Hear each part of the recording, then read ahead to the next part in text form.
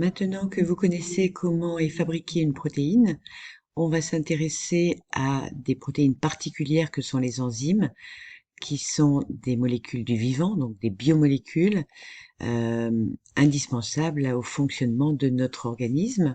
Vous avez préparé une étude sur l'enzyme révolutionnaire CRISPR-Cas9 et elle peut nous servir d'introduction à ce nouveau grand paragraphe en notant que les enzymes sont des protéines, donc issues de l'expression du patrimoine génétique des cellules.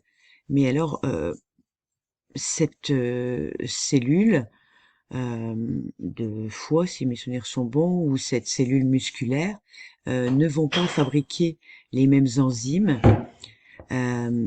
et cela est responsable de leur spécificité, et on va voir pourquoi cela en étudiant, en répondant au problème, comment agissent les enzymes. Dans un premier temps, quelles sont les propriétés des enzymes? Pour débuter, les conditions nécessaires à l'action des enzymes. Alors en TP, vous allez réaliser ces différents tests. Vous allez donc faire des tests à l'eau iodée ou Lugol et des tests à la liqueur de Fehling pour voir la disparition de l'amidon sous l'action de l'amylase ou sous l'action de l'HCl, qui est un catalyseur de la réaction, et vous allez démontrer que les enzymes agissent beaucoup plus vite que les catalyseurs chimiques tels que l'HCl. Donc les enzymes agissent dans des conditions de température voisines de 37 degrés, c'est-à-dire la température du corps, et de pH, qui sont celui du milieu. Alors ce sera pH acide pour les acides, pour les enzymes de l'estomac, neutre pour les enzymes de la bouche, comme l'amylase salivaire qui était en jeu dans ce protocole. Deuxièmement, la classification des enzymes. Alors on va nommer les enzymes le plus souvent avec une terminaison en ase, donc les oxydoréductases, les transférases, les hydrolases, etc. Et le nom de l'enzyme va être lié soit à la réaction qu'elle catalyse, soit à la substance qu'elle transforme, ou aux deux.